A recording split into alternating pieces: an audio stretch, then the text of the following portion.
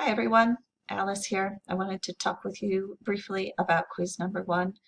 Our quiz average, and this is for two classes together, was an 84.5, which I think is a very strong grade. But I have had some questions from some students about some specific questions that were on the quiz.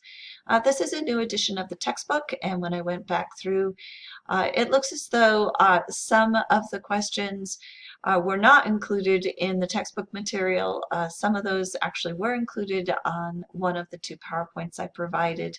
But in the end, I came down to thinking about three of them I would like to use to curve the grade of the quiz. So I will be adding 8 points up to 100%. I will not be going beyond the 100%.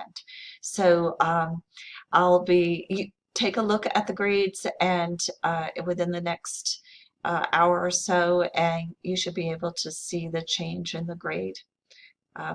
Reflected in the grade book for you. If you do have further questions about the quiz questions, you are welcome to come to class a little bit early on Tuesday after Labor Day, and I'll be there about 15 minutes early, and you can ask me questions at that point. Okay, thank you very much.